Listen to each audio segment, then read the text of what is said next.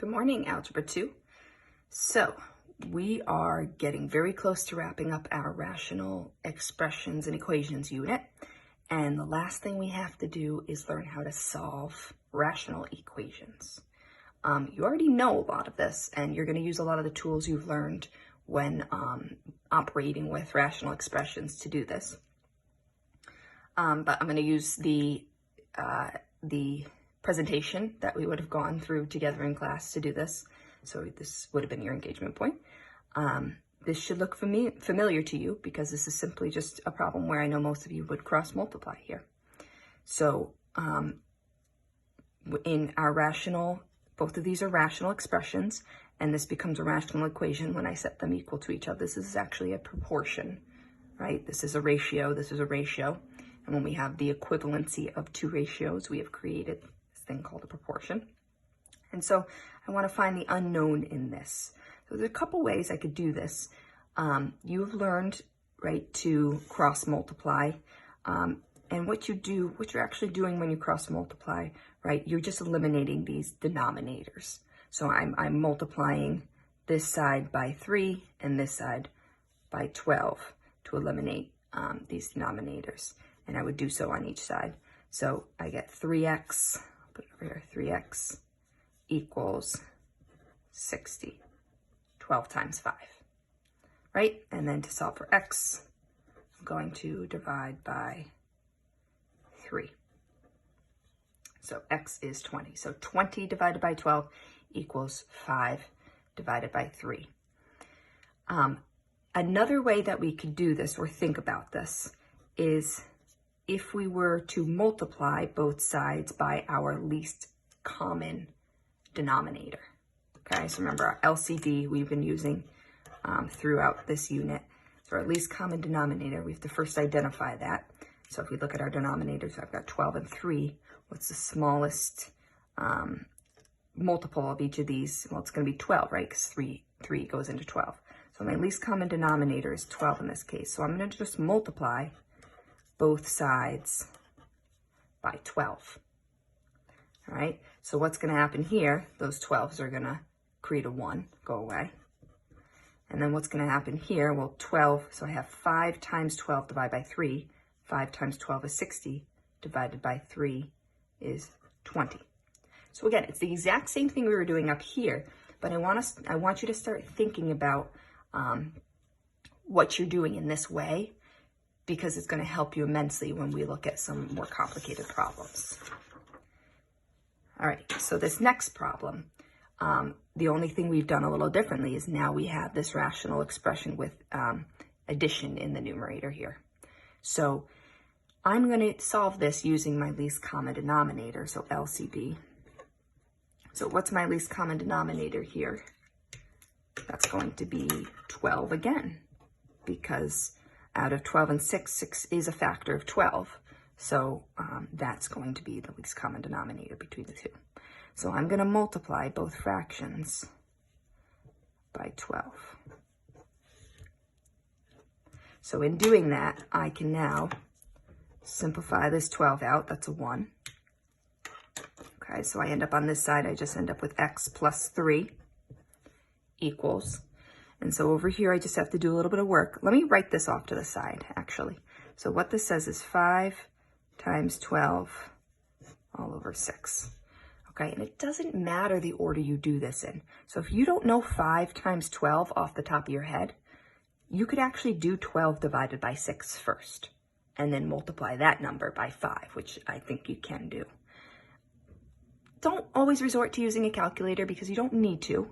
And these are a lot of simple skills that you're going to need to know on SAT problems on the non-calculator section. So if you don't know, again, 5 times 12, let's do the 12 divided by 6 first. So 12 divided by 6 is 2. And now I'm going to take 2 times 5 is 10. And now I have one step left in this equation to solve it. Subtract that 3. And there's my answer, 7. So using our least common denominator is going to be the simplest way to do these. Let me show you one other way for this one. So if I do x plus 3 over 12 equals 5 over 6. Another thing we could have done is created that least common denominator over here. I mean, it's going to end up being pretty much the same thing. So if I multiplied this by 2 over 2, so I end up with x plus 3 over 12 equals 10 over 12. Now, when they have the same denominator, all we have to consider is that numerator, which actually happens to be that exact equation there. So this, again, is exactly what we're doing here. But this way is going to help organize it a little bit better for you, especially when those denominators are not going to be as simple to create a common denominator there. All right, so let's take a look at these two. Least common denominator here. So LCD, give you a second to think about it. Pause the video if you'd like. So your least common denominator is 6, okay? So I'm gonna multiply everything by 6. So let me rewrite this. So x over 2 plus 1 over 3 equals 5 over 6. So this times 6, this one times 6, and this one times 6. So I get 6x over 2 plus 6 over 3 equals 6 times 5, 30 over 6. So you may think, well, this is still, you know, rational, adding rational expressions, but watch what happens here. 6 divided by 2 is 3x. 6 divided by 3 is 2. And 30 divided by 6 is 5. So what that least common denominator allowed me to do was eliminate all of these fractions here. And now this is a simple two-step equation, right? We're going to subtract that 2. We get 3x equals 3, and then divide both sides by 3. So x is 1. And it's always, always really important to make sure that you're checking your answer. So if you go ahead and put that 1 back in there, 1/2 plus 1/3, just check and make sure that that is, in fact, 5/6. So now in the next one, I want you to be really efficient about these problems. If you see right away that all of your denominators are common, they are the same, then go right to that numerator, and that is what you're solving there. So 2x plus 5 equals 8. As simple as that. So if our denominators are all the same, we are just looking to create equivalency in that numerator. So I'm going to subtract 5. I've got 2x equals 3. And then divide both sides by 2. So x is 3 over 2. So you can go ahead and check that when you're doing this. All right, a couple more.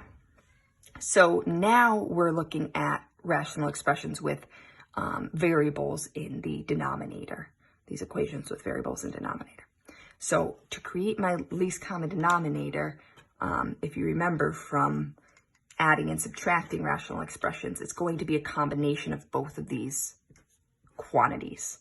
So my least common denominator in this case is going to be x times x minus 2. Okay. You can cross multiply in this case. I am going to continue using my least common denominator because I do think that that is going to be the most simplified way to do this. So let me rewrite this. So I've got 3 over x equals 8 over x minus 2. So I'm going to, again, multiply both sides of the equation by this least common denominator, x times x minus 2. So I'm going to multiply this side and this side by x minus 2. I guess I could put that in parentheses. So I'm multiplying both fractions by x times x minus 2. So what's going to happen now from you doing that is you are going to eliminate that denominator because you create those 1's there. So now I'm left with 3 times x minus 2 equals 8x, which is what you would have gotten from cross multiplying. So I'm going to distribute that. 3x minus 6 equals 8x. Let's subtract 3x from both sides. And I'm going to do this quickly. This is just solving equations from Algebra 1. And then divide by 5. So x is negative 6/5 for this problem. All right, and then in the next one, let's take a look here. We've got the quantity a plus 2, the quantity a minus 2, and then the quantity a squared minus 4. You should be really thinking about how this is a difference of squares there and can be written as a plus 2 times a minus 2. So here we now know that our least common denominator is going to be this because I can create that from these two. So I am going to multiply, once again, everything by this least common denominator. So I'm going to multiply this fraction, oop, that's a 2, a plus 2, a minus 2, and this fraction, a plus 2, a minus 2. And the reason I wrote those right over the 1 is because 1 times anything is just going to be itself. So this now has allowed me to cancel out and eliminate those common quantities between the numerator and the denominator. So all I'm left with here is a minus 2 plus a plus 2 equals 4. You can see that's all, once I've eliminated everything, that's all that's left there. And this is, don't get confused, this is not distribution, this is not foiling here, we're just adding. So we're adding a plus a, 2a. Negative 2 plus positive 2 is 0. Those go away. Equals 4. So what times 2 is 4? There's my answer.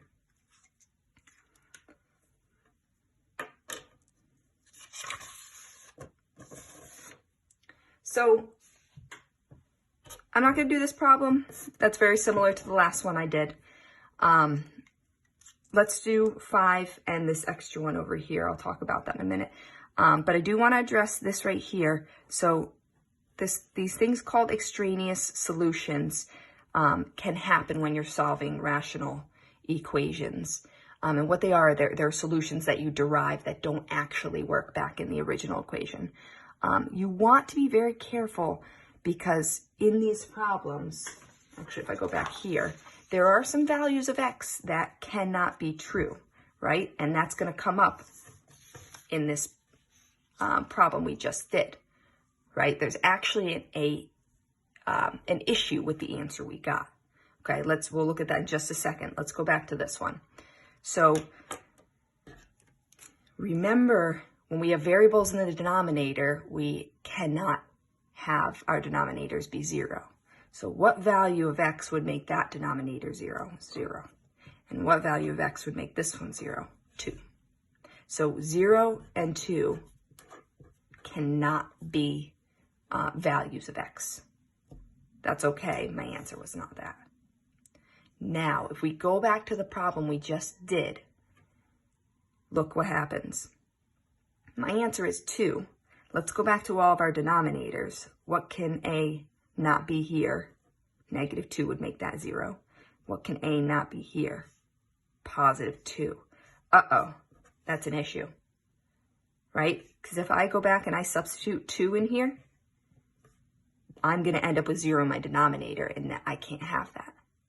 So even though we got a nice answer there, that actually is called an extraneous solution. I cannot use that as my answer, my solution, because it doesn't actually exist in this domain. So that was my only solution, and it's extraneous. So the answer to this problem is actually no solution there. So you really want to be on the lookout for those extraneous solutions. And the way you do that is by double checking your answer, substituting it back in and actually checking that answer. Okay, so those are our extraneous solutions, very important. So let's do this one, we'll see what we may come up with here. So what's my least common denominator between these denominators? Pause the video, try and think of that. Okay, you should have come up with 12x. So my LCD here is 12x. I get that by multiplying 3 and 4, and then I have an x of x variable in the denominators there. So I'm going to multiply everything by 12x. Fit that in there so I don't have to rewrite it. Okay, so when I multiply by 12x in this first one, those x's cancel out. And then I have 12 times 4 divided by 3. So 12 times 4 is 48. 48 divided by 3 is 16. Okay, next one. I have 5 times 12x is 60x. Divided by 4 is 15x. All right, and then lastly, those x's cancel out. And I have 3 times 12 is 36. So I'm going to solve this. 15x equals 20 and divide by 15. So x is 20 over 15 or 4/3. So if we go and substitute that back in, we're going to see that actually checks out. When you use your least common denominator, it's likely you're going to get a good answer there. What could my x value not be here? That's 0, right? Because 0 would have made that denominator equal to 0. I know I'm not going to do this one, but what values of b would not exist here? 3 and -3, right? Always got to keep that in mind when it comes to rational expressions. And so this last one I had just thrown on here.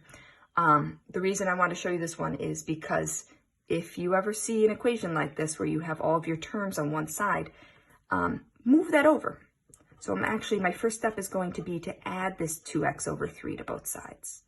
So I end up with x over 2 equals 2x over 3. Okay, and so now you can either cross multiply by your least common denominator. I'm going to do that, multiply by 6, 2 times 3. So I get 6x over 2 equals 12x over 3, or 3x equals 4x. A lot of people, when solving equations, run into a problem when they get to an equation like this. They say, oh, no solution, right? If I subtract, let's say I subtract 3x, but I'm clearing out this side, there must be no solution, right? What's that? There is a solution. You can multiply 1 by something to get 0. It's 0. Right? If we went back to this here, 3 times 0 is the same as 4 times 0. So don't just assume that that's going to be no solution there. But let's double check. Let's just make sure. If I substitute 0 in here, 0 divided by 2 is 0. If I substitute 0 in here, that becomes 0. 0 divided by 3 is 0. And 0 minus 0 is 0. All right, so I'm going to have you practice some of these rational equations, and then you're going to use Mathia in your next assignment to do this.